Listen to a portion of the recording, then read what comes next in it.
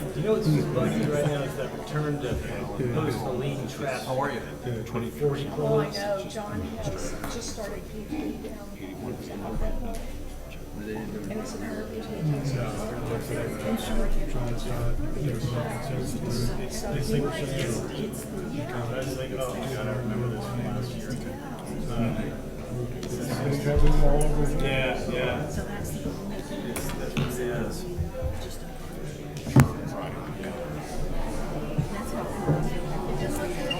They say 2 weeks, but probably they're gonna have me be going in 2 weeks. I think that's one of those things that they say. You gotta say something. Yeah. 2 weeks if it doesn't rain for the next 3. Yeah. Yeah. And then when it does rain, then we're back to another month in 2 weeks. We're getting ready for a trip to Richmond again. And we go. Good evening, everyone, and welcome to the June 23rd, 2025 regular meeting of the Weaverville Town Council. I want to first point out that I'm wearing the 105th anniversary of Weaverville t-shirt. This is our sesquicentennial. Oh, excuse me. I was just modeling my 150th anniversary of Weaverville t-shirt, and want to remind everyone that this is our sesquicentennial year, and there will be celebratory activities associated with the 4th of July event, as well as the anniversary of Hurricane Helene in September, which you'll hear more about later in the agenda. So, the first item up tonight is a public hearing regarding the zoning map amendment for 21 College Crescent Street. And Planning Director Eller, would you please describe this? Good evening, Mayor and Council. Happy to be here to present tonight's public hearing, which again is in relation to proposed zoning map amendment for 21 College Crescent. Staff has been in possession with this application for a couple months at this point, and tonight's public hearing has been advertised, and so here we all are. What the application proposes is a swap from R1 zoning to R2 zoning. The Planning Board has deliberated the matter and offered a negative recommendation on R2, but a favorable recommendation on a conditional district that would allow for lots to be created of a similar size in R2, but prohibits multifamily housing. Included with your information tonight is a copy of the public notice for tonight's hearing, the Planning Board recommendation, the zoning map amendment application, and a staff report. At this time, it would be appropriate to ask for comment from the public, and I'm happy to answer any questions anyone may have at this time or during the action item as well. Thank you. Are there any questions for Mr. Eller? No. We have one person who's trying to speak on this issue, and that's Jerry Davis.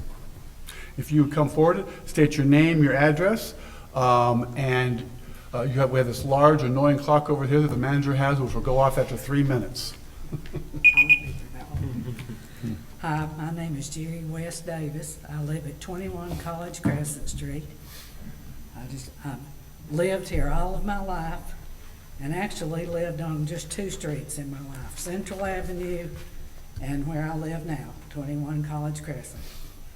My purpose in doing this is to be able to sell the lot next to me and be able to live out the rest of my life in my home right where I'm at right now.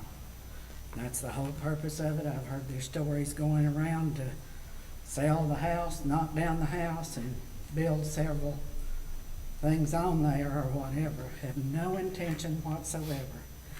And I hope I have a few more years left, and that retirement I would be able to stay in Weaverville where I'm born and raised and loved. And that's why I want to have this where I could sell the lot, one lot. Thank That's you. all I have. Is there anyone else who didn't sign up but would still like to speak on this issue?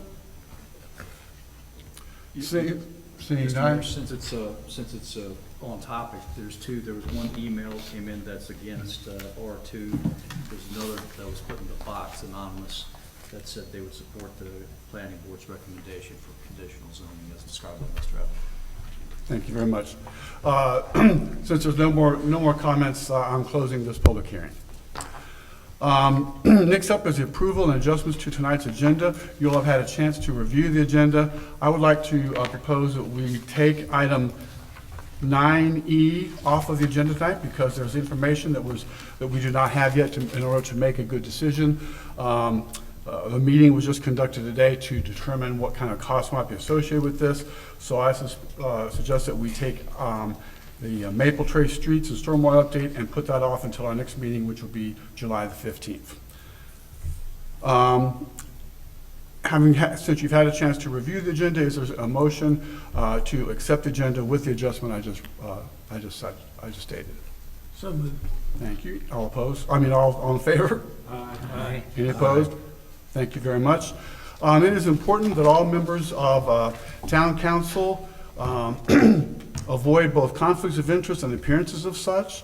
Does any member tonight have any conflicts of interest with any of the items on tonight's agenda? Nope, thank you. Next up is an employee recognition, and Police Chief Oberlin, I believe this is you. Good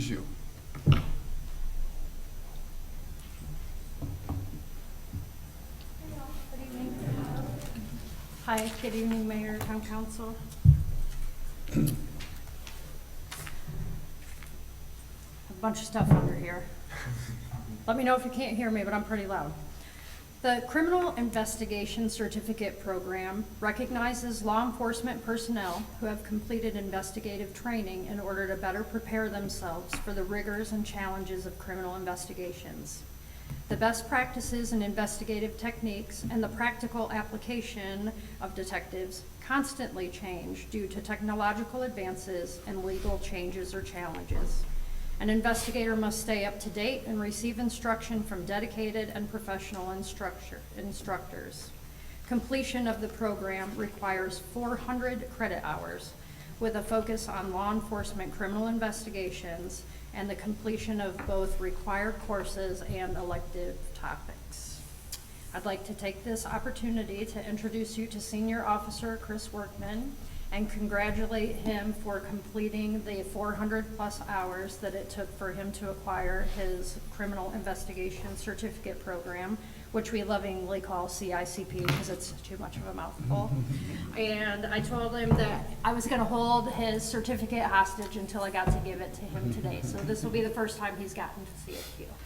But congratulations to Chris Anderson for his CICP, and we want to thank him for all of the dedication that he's put into our agency. And he did want to.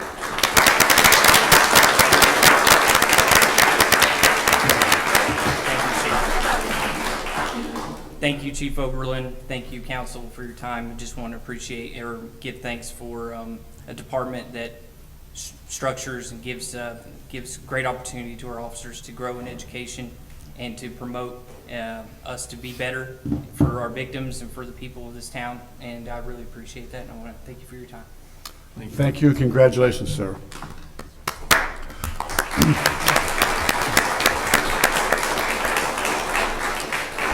Next up is tonight's consent agenda, and Manager Harris, would you go through the items in tonight's consent agenda? Yes, sir, Mayor, Council, for tonight's consent agenda on page 16, May 13th and 25 is your Town Council regular workshop meeting minutes. On page 19 is the May 19th Council regular meeting workshop, regular meeting minutes. On page 24 is the monthly tax report. As of the end of May, we are 99.79% collected, with $8,867.81 left to be collected for the 2024 property taxes. In May of 25, the property tax levy release fund was $4.23, and for the motor vehicle levy release fund was $272.90. On page 30, you have a budget amendment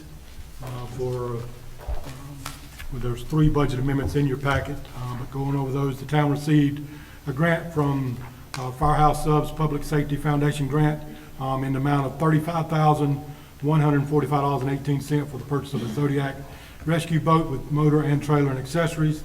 The town has collected an additional $1,000 in Cops for Kids donation May 25, bringing the fiscal year to date total of $9,362.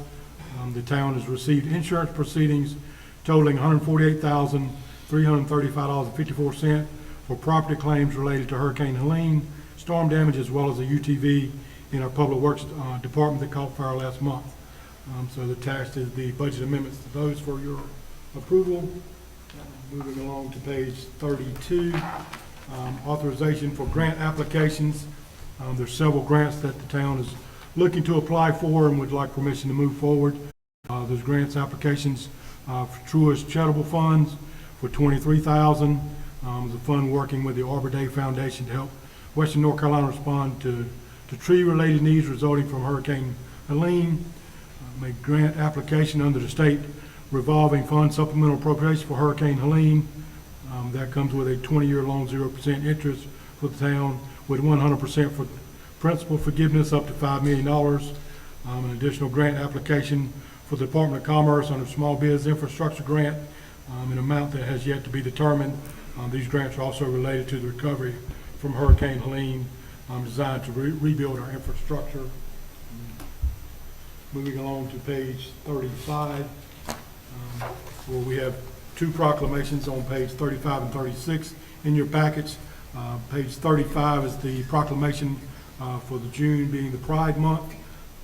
And on page 36, Juneteenth proclamation. And that concludes your consent agenda. Thank you, sir. Are there any questions from the manager regarding the consent agenda? If not, is there a motion to approve the consent agenda? So moved. All those in favor say aye. Aye. Any opposed? Thank you very much. Manager Harris, would you give us your town manager's report? Yes, sir. Continue with the manager's report, and starts on page 38 of your packet. On the comprehensive land use plan update, we have had some public input sections. The town is currently seeking public input as part of the update to the comprehensive land use. Two sessions were held on June the 16th with about 45 minutes of the community participating. We've also posted and sent out a survey asking questions for getting feedback from our community as their priority as well. The water treatment resiliency project, the bid opening on the raw water intake generator installation and the chlorine gas conversion projects, those was held on June the 4th. TP Howard Plumbing Company submitted the only bid, which was priced at $1,818,568. This bid is over our budget by more than $500,000. Staff is exploring options to move this important project forward and plans to provide a recommendation to council in our July meeting. Noise complaints, there have been an uptick in noise complaints related to celebrations at the Weaver House. I wanted to remind council that the Weaver House and anyone else is allowed to play amplified entertainment noise until 10 p.m. The police department reports that the Weaver House knows that regulation and has been compliant with restrictions that town council has put into place. PPDR, private property debris removal, it has been a slow process. Part of that process is this hurricane was unique to FEMA, so they had some stipulations in there. Originally, that the only way PPDR worked was for life hazard removing of the trees. We've worked with FEMA and they've removed some of that red tape and burdens allowing other properties, so it took a while to get that moving forward. I have met with Debris Tech, who was the monitoring company that received the packets, and I reviewed round 2 with them a week and a half ago, give them my recommendations on that. They will in turn submit round 2 to FEMA for their approval for reimbursement so that they can move forward to know that it meets the guidelines in that aspect of what they're looking at. Free Family Fridays is a new event we're sponsoring at the community center. It's programming for kids and geared with the following dates. For summer, June 13th and 27th will be movie nights. That movie is Sing, starting at 5 p.m. On July the 11th and the 25th, movie night is Storks, starting at 5 p.m. and August the 1st. These programs are for toddlers and older children, and 2 movie nights are planned. That was hearing some things of how we could have more engagement in our community involving the community center for a younger population. That's one of our first steps in moving forward, engaging that population. As a reminder, our Public Works Director, who you'll hear from tonight for his quarterly reports, be his last quarterly report. Dale Pennell's retirement is upcoming. We will celebrate him for a well-deserved retirement at the community center that he was instrumental in helping us construct and overseeing the project there. But that will take place on June the 26th from 4 to 6 p.m. and the public is invited, and we encourage all attendees and council to attend that process. Again, that is 4 to 6 p.m. on Thursday, June the 26th. Back in September, I had an opportunity to attend, prior to the hurricane, attend Rims Creek Nursery for a ribbon cutting on the Butterfly Trail. So they have reached out to us asking our interest in hosting and sponsoring and being part of the Weaverville or the actual Butterfly Trail system, and where we could host one of them. So with your permission, we would like to move forward in pursuing those talks and being a host site, a couple of spots that I have identified in town, one being the Clock Lock, two being the Nature Park, and three being Lake Louise. But the goal would be to have something that as members are searching for the Butterfly Trail, it would bring them to downtown. So that was one of the reasons of looking at those spots and avenues there. So again, if there's enough interest or direction from council, we would pursue that meeting and continue further talks with them in that aspect and bring you some feedback. Last week. Can you all see the photo of Scotty as a butterfly? So, I was gonna say, that was before the hurricane, so something happened between the hurricane and that picture, I guess.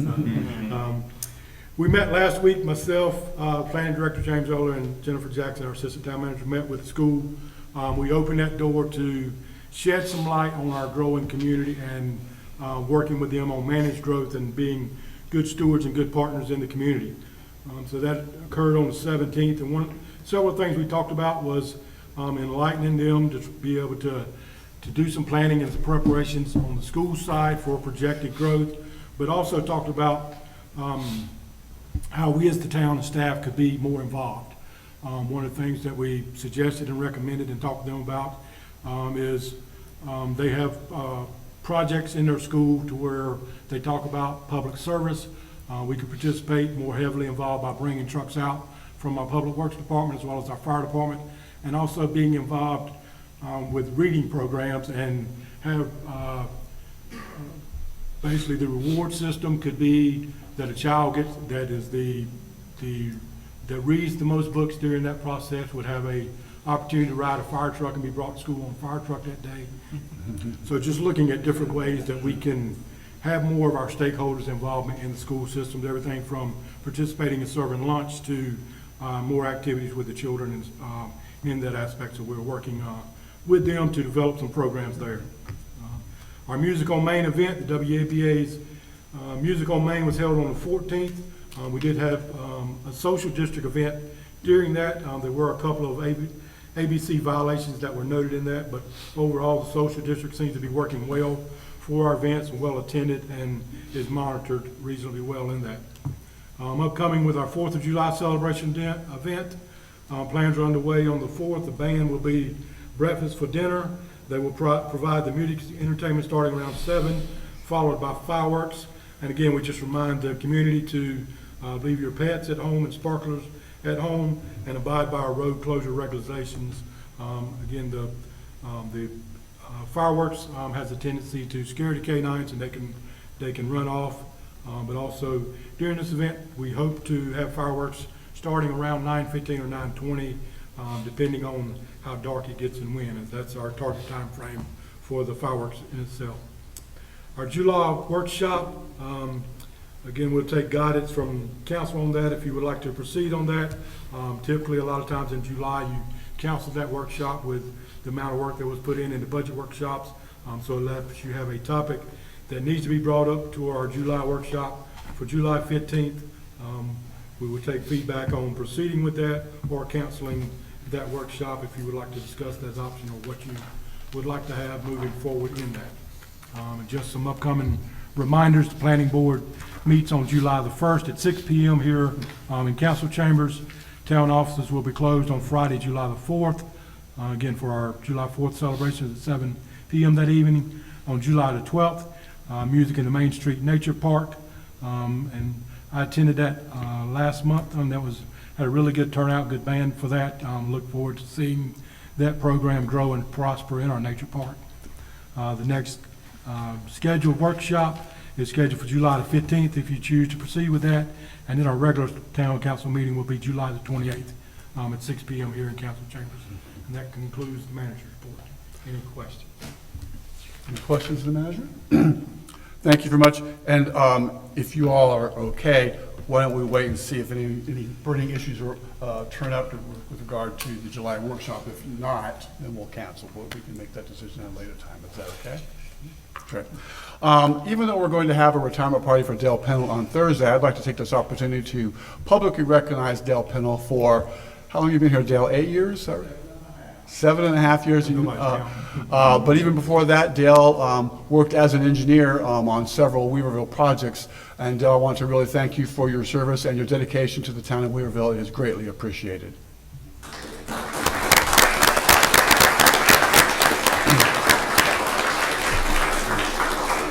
And luckily, Dale, we know where you live, so we'll come get you if we need you.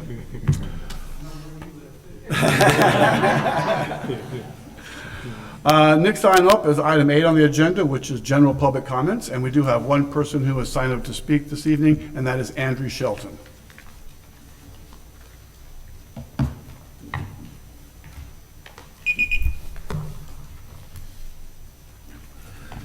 Okay, thank you for letting me talk today. I'll be up for the Citizens Academy in just a little bit, but I'm just learning what I have in the past half of a year.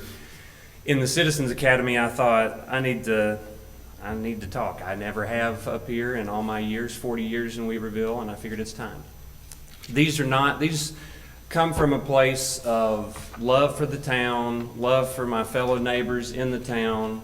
Many I've gone to school with, taught their kids, friends with, and these are just concerns that we've had along the years. I thought a lot about the word progress that I hear a lot in this town, and I thought maybe I didn't understand the meaning in how I felt. Maybe it was one-sided. Well, after doing a little research, and I hate that term, but after doing my learning, I saw that it's not one-sided. I've seen things come and go in this town, a lot of progress over the past 40 years, but inevitably there are scars left. Vacant new construction, cheaply made unaffordable housing, and less green space. And then I just ask to myself and to us, is this our definition of progress? My definition is to seek an improved situation or condition. So, in other words, improve what we have and what we cherish, and not progress for more's sake. Do we need more? Do we need revision? I ask all of us in here, myself included, are we making choices to improve our conditions or to improve our wants and our cravings? When our teachers, myself included, maintenance workers, police, firefighters can't afford to live in the place that they protect, that they teach, and that they serve, where is the line and what is the point of progress? I know this is not as easy as just saying it, and I know people are going to roll their eyes, and that's fine. I'm a teacher. I get it all day for 6 hours. But at the end of the day, we got to do something, because there is a point of no return. When we're going to realize that we've gone too far and our town is not recognizable any longer. And the town that many of us in here have been in longer than I have, when's it going to come to that point? And all I ask is that each of us in here temper our decisions, whether it's the smallest little thing about neighborly action to the biggest things about budget, about what we know is the right definition of progress. And I'll finish with a quote here in 17 seconds from Benjamin Franklin. As we must account for every idle word, we must also account for every idle silence. And I think if we have an issue or if we have a problem, we need to do this as a town and be heard. Thank you. Thank you, sir.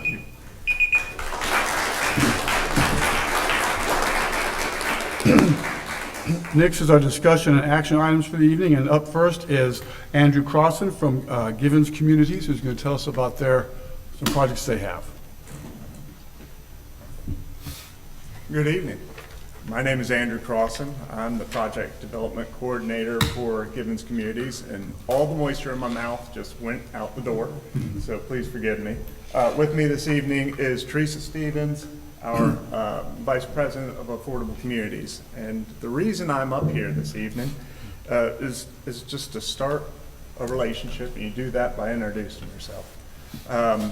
A few months ago, Jim Boyer, who's a Weaverville resident and also the facilities director for Givens Highland Farms, was attending one of these meetings where they were discussing, well, y'all were discussing, zoning and the hospital. And Givens was mentioned, and Jim came back the next day and said, hey, we got talked about, not in a bad way, but we should probably go talk to the town. So I got the call to go ahead and call the mayor, and we talked for some months, and now we're here today. So I just want to start out with who we are, who's Givens. We're a nonprofit housing organization with 50 years of experience. We are focused on serving seniors of all income levels. We have a strong financial foundation, solid core of operations, and a proven track record of project execution. We currently have 4 physical communities, 2 life plan communities that have all levels of care: independent living, assisted living, and skilled nursing. That's Givens Estates down at South Asheville, and Givens Highland Farm out in Black Mountain. Recently, Newsweek ranked all the life plan communities in the nation and the state, and they said Givens Estates was #1 in the state, and Givens Highland Farms was #7. So that was a pretty good day. We currently have 2 affordable senior housing projects, one in South Asheville called Givens Gerber Park, and the other in Waynesville called Givens Great Laurels. And these communities serve seniors who are 55 and older with a household income of 60% or less of area median income. Givens Gerber Park also has a building that serves middle market seniors who have 61%, 1 penny too much to live in a traditional affordable housing, up to around 120% of area median income. And Givens is currently growing. We recently announced that we have an affiliation with a life plan community in Charlotte called Aldersgate, and our affordable senior communities, we have a project in Jackson County and McDowell County that we're currently working on, but we're also constantly looking for properties, which brings us here. We've been looking for months in Weaverville, haven't found anything yet, so I don't have anything to ask of y'all tonight. So that's a nice way to start. But what kind of sets us apart is being a nonprofit, we make sure that our profits go back into our buildings and the services for our residents. We're an owner and operator, which means we are in it for the long haul.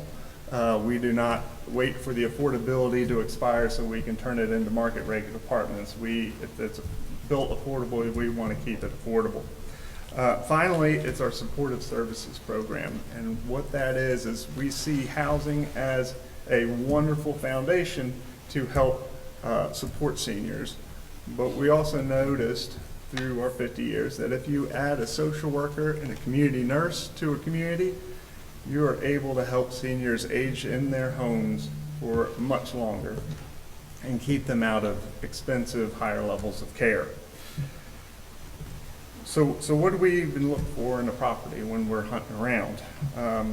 Our funding primarily comes from low-income housing tax credits. And in North Carolina, there is a scoring system for properties, depending on how close or how far they are from schools and grocery stores and gas stations and doctor's offices. But there's also scoring for how close you are to airports or highways or electrical substations. So our goal when looking for a property is to try to check all the good boxes and leave all the bad boxes blank. Our buildings are typically 3 to 4 stories with 100, 120 apartments, so that we can have the economies of scale to support that, the social worker and the community nurse. We're usually looking for around 5 acres. However, Weaverville's proximity to our other communities changes our map a bit in a good way. So I'll get to that in a bit. And then finally, water and sewer is vitally important. You cannot build a affordable community with well or sewer. I mean, not septic, well or septic. So having that proximity is vital to us as well when we're looking for a property. And why Weaverville? Weaverville, number one, we are looking to expand in Buncombe County. Weaverville's very low hanging fruit. Number two, y'all have a lovely water and sewer system. As an Asheville resident, my first proper shower after the storm was in Weaverville, and it was, oh man, it was a wonderful experience. The arrival of the hospital is a game changer for the region, quite honestly. And you may not know this, but some communities are not open to having affordable housing. Weaverville's not one of them. In the discussions I've had, that Weaverville's has been expressed support in having affordable housing join their community. We've been places that we said thanks but no thanks. So that's my quick little spiel for the evening. Thank you for not clocking me, because that would have made it so much worse. But I'm here to answer any questions, but if you're like me, you wake up at 2 o'clock in the morning with the question, and really just, I'm happy to respond by calls or emails as well. The mayor has my contact information. So thank you. That's it. Thank you. Are there any questions for Mr. Crossan? So Good we luck can find- call- We can call you at 2 a.m.? Yes, ma'am. I may not answer, but you are welcome to call. I do have one question. You said you usually look for 5 acres, and then you went on to say, but because we're in Buncombe County, how many acres are you looking for? We could probably get with three or so. That's not optimal, but. Yeah, it's not optimal, and it also, I mean, we've also got to consider like how much of the acreage is buildable, right? I mean, you got mountain flat that we can do a lot with, but then there's places that we can't do anything at all. Does that answer? It does. We have a great place. It might just not, it's probably not affordable. The Okay. land behind the post office. I wrote down the same thing. You looked at that place yet? Yes, yes. Okay. I've driven by, did the little loop around, and then, yep. Okay, thank you. Thank you very much. Thank you, Have a sir. good Appreciate it. evening. Good luck finding property. Next item up is a presentation from the WEDAC committee, which WEDAC stands for the Weaverville Economic Development Advisory Committee. And they are planning an event in association with our sesquicentennial celebrations, and Craig Weeks is going to tell us about that. Am I on the clock? No. Mr. Mayor, Town Council members, my name is Craig Weeks. I reside at 60 Courseview Drive in Weaverville. Coming before you this evening as a member of the Weaverville Economic Development Advisory Council to update you on the event we are organizing for Saturday, September 27th. As you know, during the period of September 26th and 27th, 2024, the remnants of Hurricane Helene swept through our area. We experienced the most catastrophic flooding in over a century. Western North Carolina recorded 107 fatalities tied to Helene, with 43 deaths in our county alone. Residents and first responders faced significant emotional distress. Mental health providers reported a surge in anxiety, PTSD, and depression. Among the many losses we experienced in our community was the mill wheel at Lake Louise Park. There has been a mill in that location for about 200 years, one of the 8 that at times existed along Reems Creek. That particular wheel is over 150 years old and was the beloved symbol of our town, not only for the families who have been here for generations, but also for the relative newcomers like the Barnetts and the Weekses. Our town seal features the wheel, and it is important to us. This is a story about resilience of our region, our county, and our town. All of us suffered to varying degrees because of Helene, and yet here we are. We rebuilt, we supported our neighbors and our local merchants. We are resilient, and a powerful symbol of that resilience is the reinstallation of the mill wheel. The Weed Act has put its efforts behind organizing a celebration of this resilience set for the morning of Saturday, September 27th, exactly 1 year after the storm did its worst. To that end, we have organized a short but hopefully meaningful ceremony at Lake Louise Park to bring the community together and to thank the members of our community who helped us recover. This ceremony will start at 11 a.m. with a blessing of the new wheel. We will hear brief, emphasis on brief, remarks from some of our leaders, including Mayor Patrick. We will hear a short history of the mill and the wheel from Judy Craggs, the director of the Dry Ridge Museum, and we will welcome the descendants of one of the families that operated the mill in the late 1800s. We will thank our first responders and our public works staff, and after the closing of the ceremony, we will offer pizza and soft drinks while they last. We should all be well on our way a little past noon.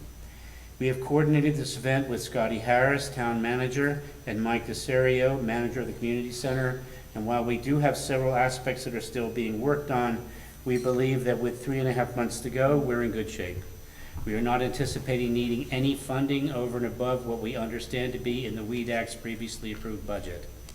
I would like to thank the team that has been working on this, including Phil Barnett, the Weed Act chair, Judy Craggs, director of the Dry Ridge Museum, Greg Zocher, VP of the Weaverville Business Administration, along with Brian Moyes, Chuck Thornton, who's here, Reggie Tidwell, Frank Teneski, and Terry Yeager. Thank you for your time, and I'll be happy to answer any questions. Are there any questions for Mr. Weeks? No. Thank you and good luck. Look forward to the event. Thank you. Next item up is item C, the general fund budget for fiscal year 2025 and 26. We've been talking about this budget now for several meetings over the last couple of months. Is there anything left, anything more that needs to be said about the budget at this point? If not, I make a motion that we adopt the budget as is currently written, the latest version, which includes a 3-cent property tax increase. All in favor, say aye. I make a motion. I make a motion. I made it. You want to make made it? So I'm making a motion that we adopt the budget as written, current version, latest version, which includes a 3-cent tax, property tax increase. Are there any more questions? All in favor, say aye. Aye. Any opposed? Thank you. Next up is a zoning map amendment for 21 College Crescent Street, which we just heard had a public hearing about.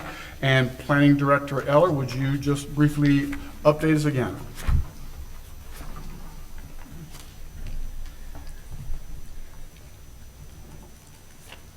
So tonight's public hearing, which was conducted, was again for the property commonly known as 21 College Crescent. At this point, the public hearing has been held and action is eligible on that R2 zoning request. If town council wishes to go the direction that the planning board went and discuss conditional zoning, now would be the appropriate time to have those conversations. So we can set in motion some additional items that would need to occur should you wish to go that route. But again, the subject of tonight's hearing, which has been held, is a rezoning of the property at 21 College Crescent from R1 to R2. What comments or questions do council members have regarding this issue? I have one. Mr. Fruit, I got a question. I live at 2 College Crescent, and I just want to make sure with the conflict of interest. My comments, I'm making comments as a private citizen, not as a council member, and just wanted to find out if it was appropriate and would I be able to vote on this matter. It kind of depends. If you were, I don't believe you have a financial interest in it. Nope. But if you have such a fixed opinion that it's incapable of changing, then that might disqualify you from voting. That'd be up, if you wouldn't recuse yourself, there could be a motion from other member of council to do so. But that would be up to the council. Just wanted to find out. Okay. Otherwise, you're free to speak.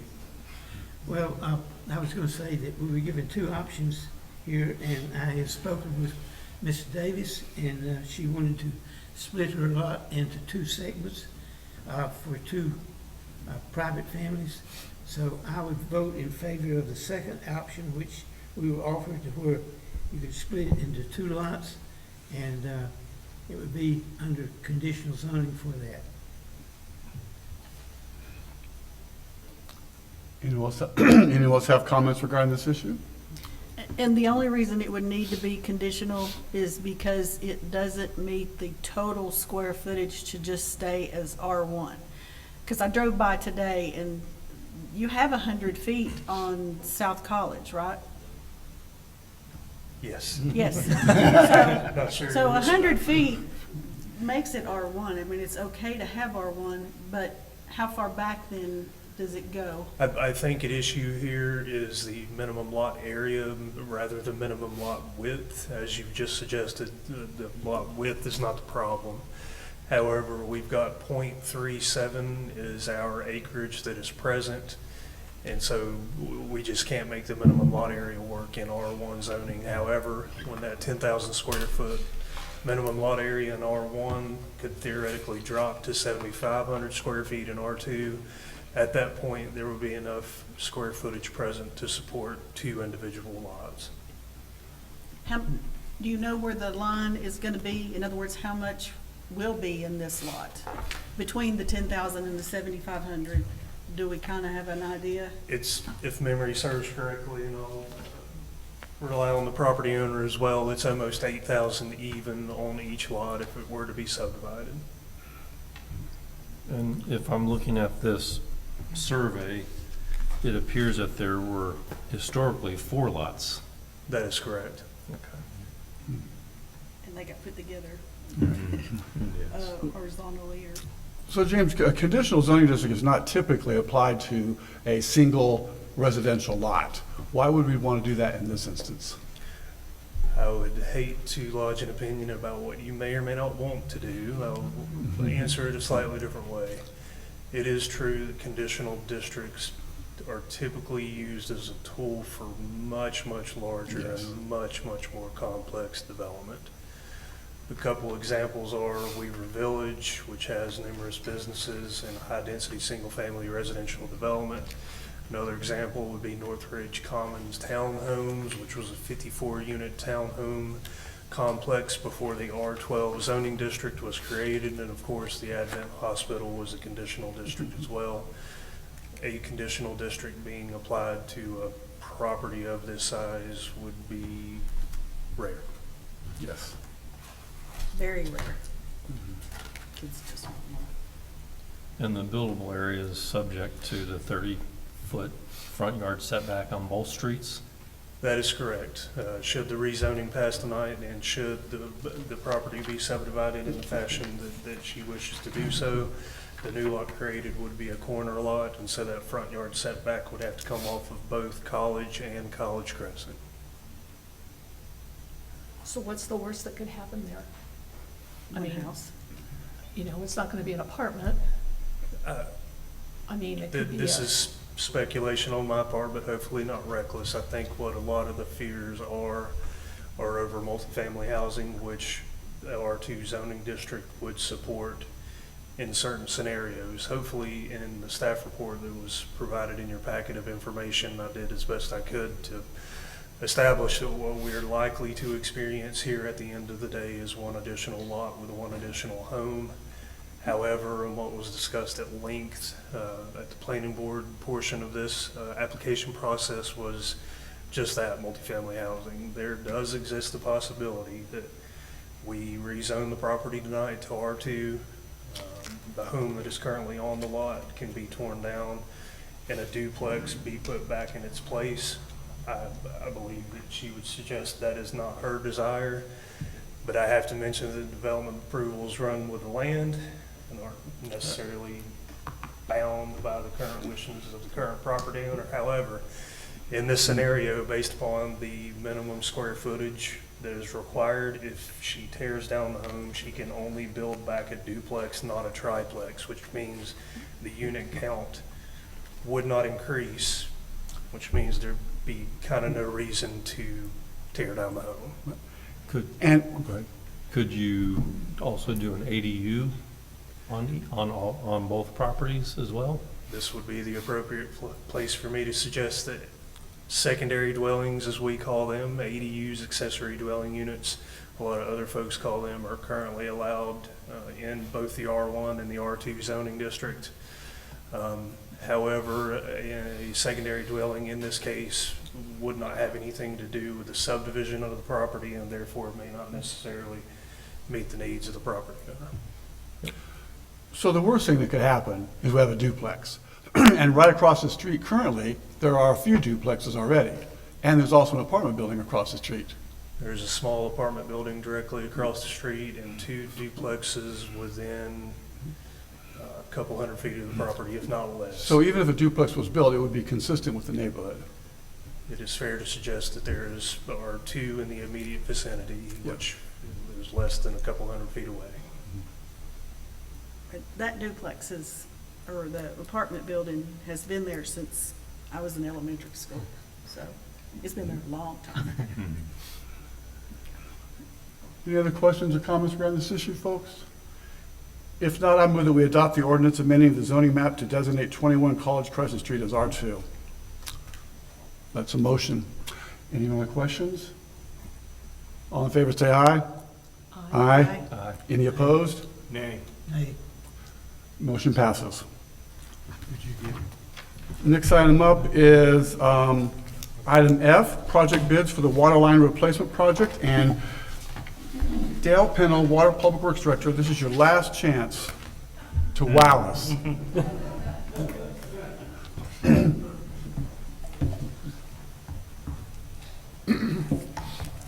Good evening, Mayor and Council.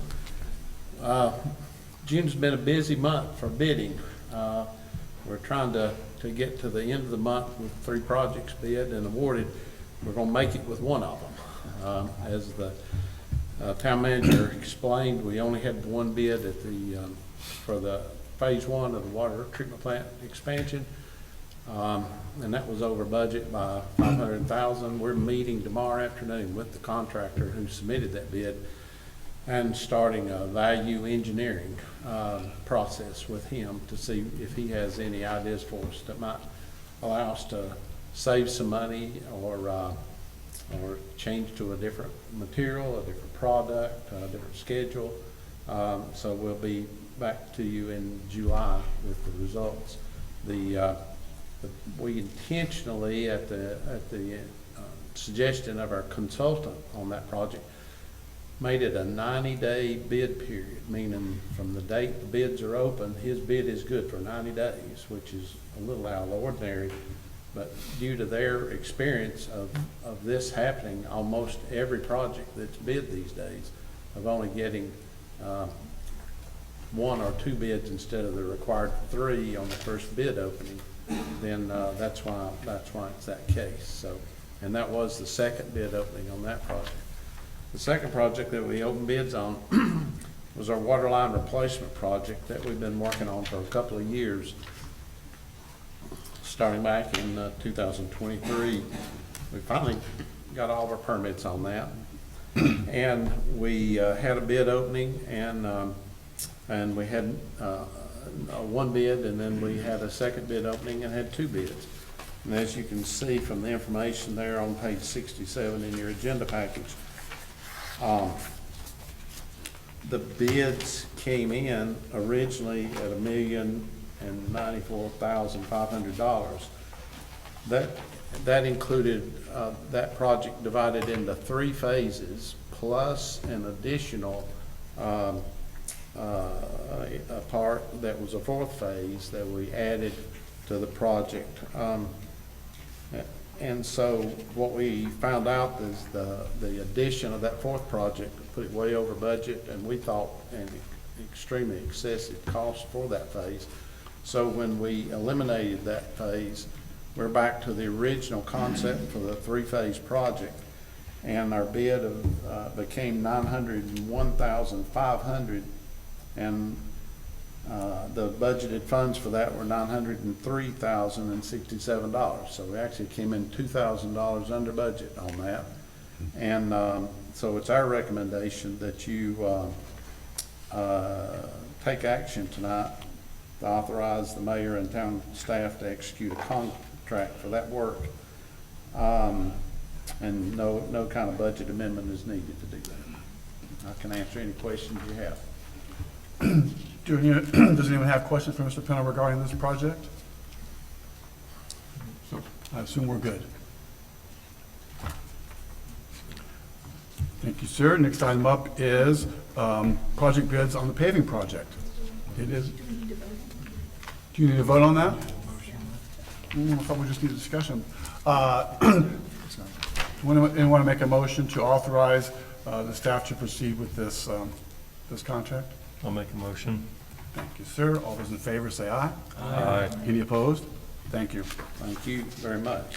Sir, now we're going to yet another project bid on paving project.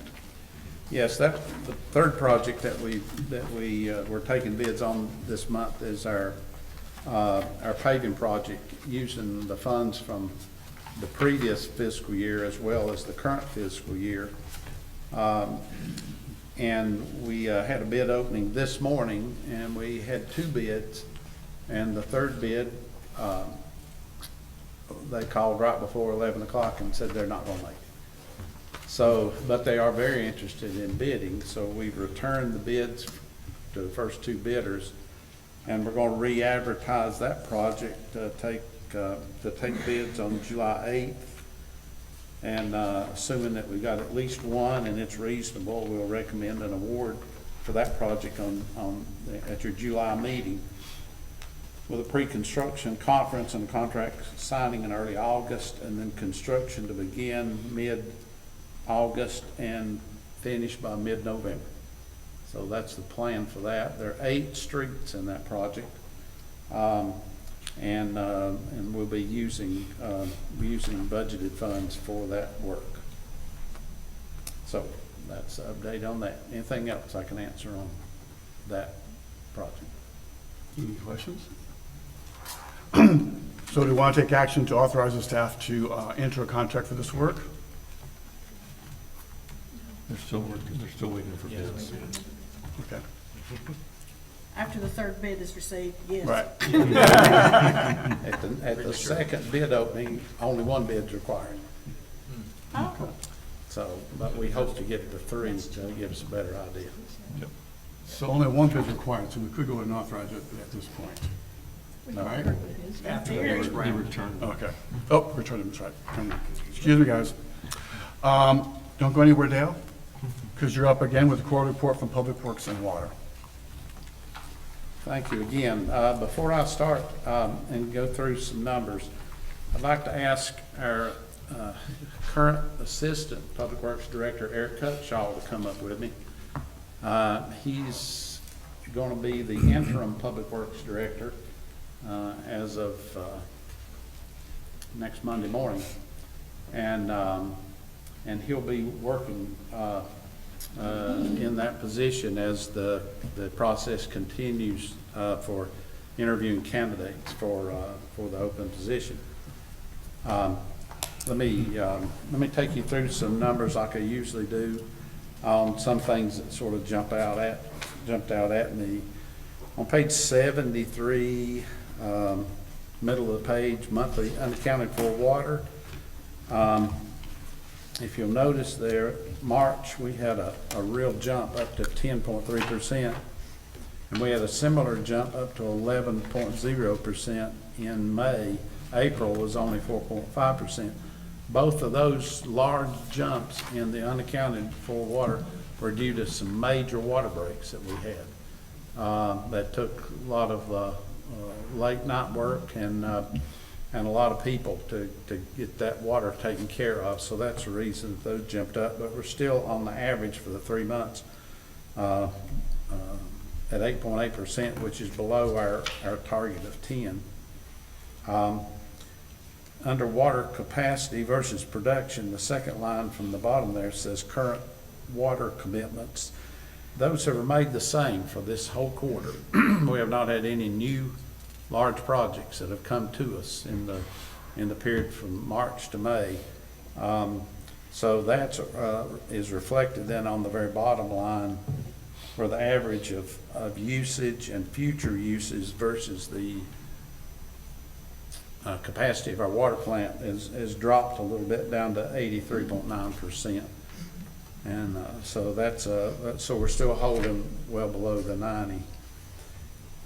And then if you flip to the last page there, page 75,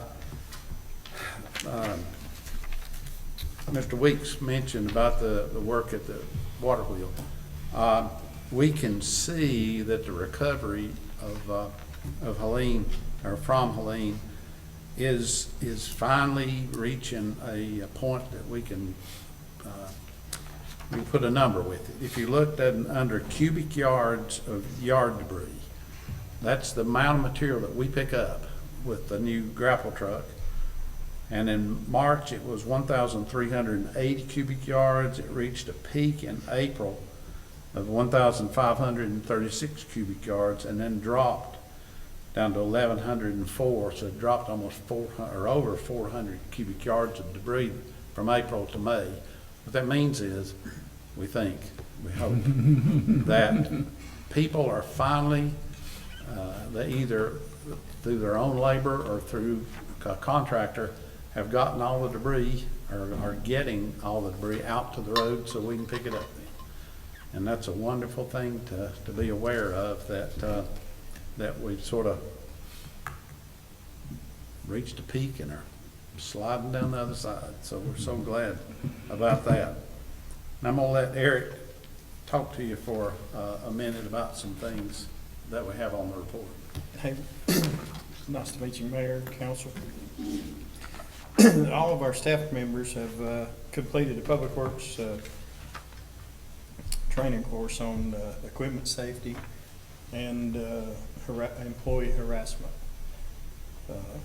All staff members have been recertified in CPR and defibrillator usage.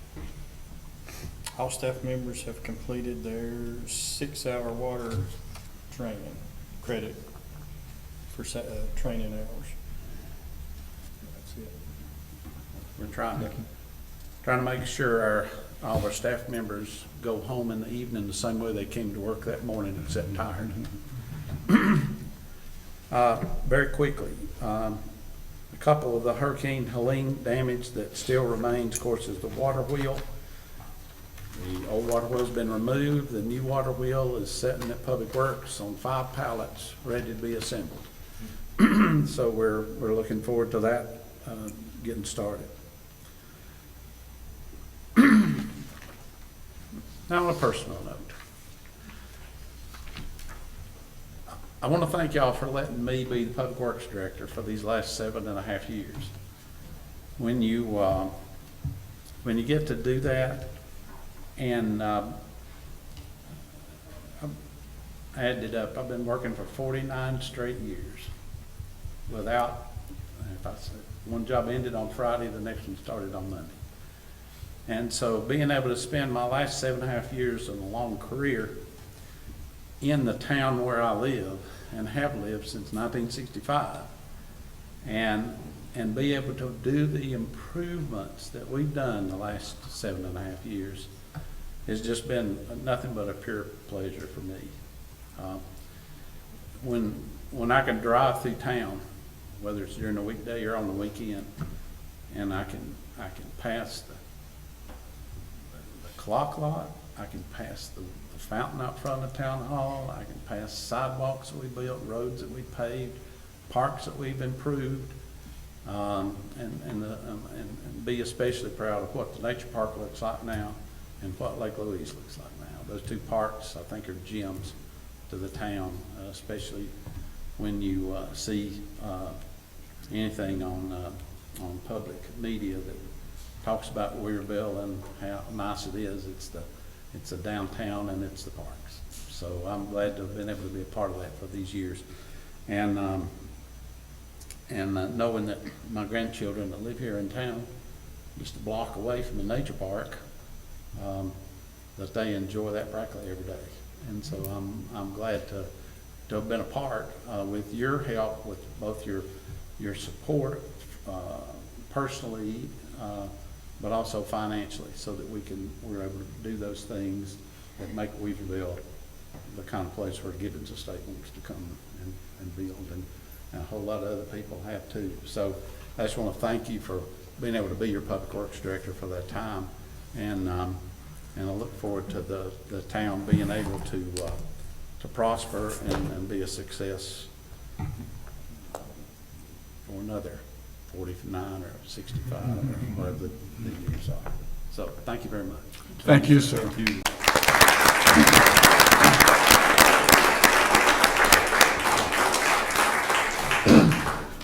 Next up is our Citizens Academy graduation. I think we're all familiar with the Citizens Academy. It's a great project the town sponsors.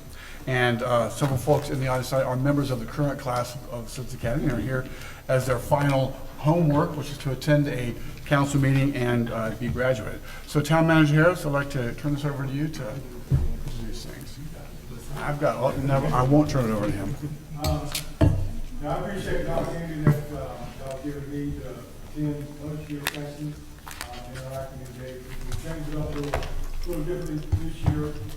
Previously, we just had a end of session ceremony at the community center, and some significant stuff. You got to go home, it's got to go. But tonight, we want to make it more about an opportunity for one, for those of you who may not be able to attend the council meeting, briefly put this on the calendar so that you have an opportunity to attend the council meeting to seek your feedback, and we've had some open discussion on some of our previous cases, is that you didn't get interactive enough because of staff being able to deliver a lot of information in a short amount of time, in that 2-hour presentation, give you what they felt was needed to understand their department. So we threw some things in there to be able to offer some more socializing opportunities, and in that aspect, give you some time for mingling, growing together and working with each other. So in that aspect, we come to this portion of the youth event to be able to present you your certificate. We've got another gift here for you tonight. The mayor will call out your name. Please come forward and receive your certificate. Right out there, and I'll give you a gift as well. Again, we thank you for coming tonight. So first, to the graduates, I want to say that this is a great preparation for doing public service work in this community, and we hope that you're considering doing exactly that. I want to let you know that in November, we will have 4 seats available on town council that will be up for election. And you all are the prime candidates to do so. And if you wanted to run for town council, you need to declare that intention July 7 to 15 with the Board of Elections. So please consider it. You all are better prepared than your neighbors to be on this council. Additionally, we have several boards, and we have openings, I know, on the planning board and any others, the tree board as well. So you can find applications on our website to join the planning board or the tree board. And again, you all are very prepared right now to be the smart voices we need on those committees. So please consider furthering your commitment to Weaverville by taking on one of those tasks. That being said, first up is Pam Wepler. Congratulations.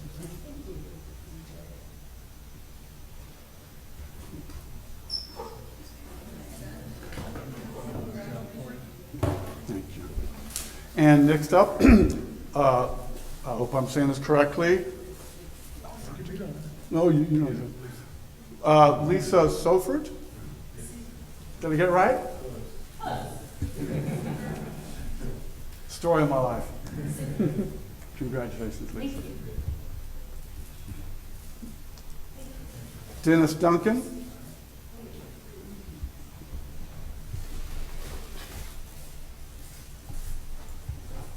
Congratulations, Dennis. Christy McMillan.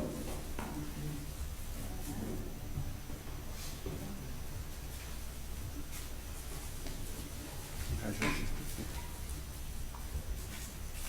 Mary Fox.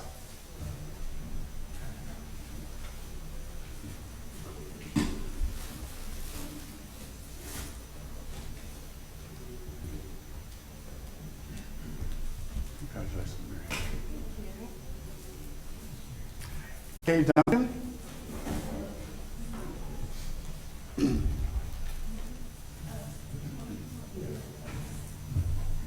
Congratulations, Kay. Thank you very much.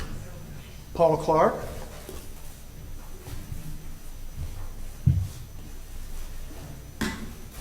Congratulations, Paul. David Keene.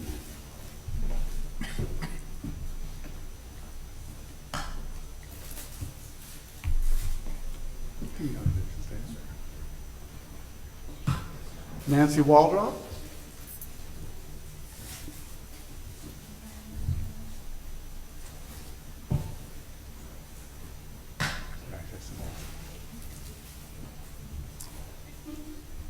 Helen DeMuro. Did I get that one right?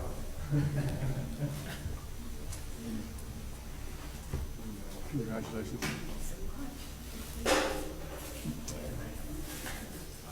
Suara Lorme. She just had baby last week. Congratulations to her. Grandbaby. Congratulations. Deborah Winter.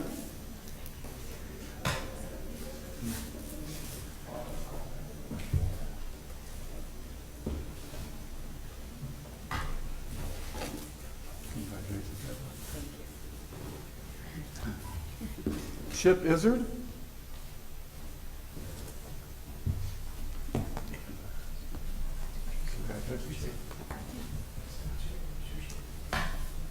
Kathy Underdown.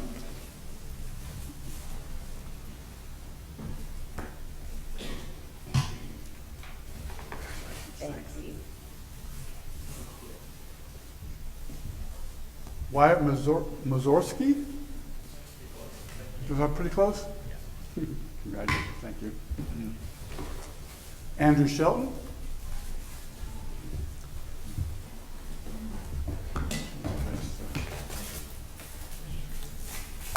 Jeffrey Mifflin.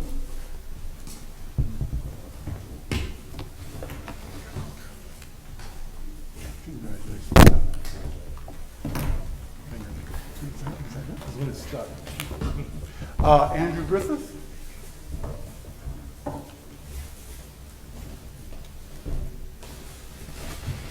Congratulations.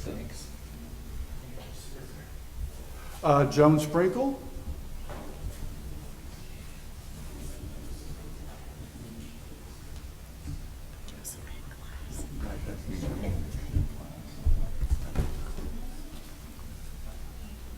If you get a round of applause for the graduates.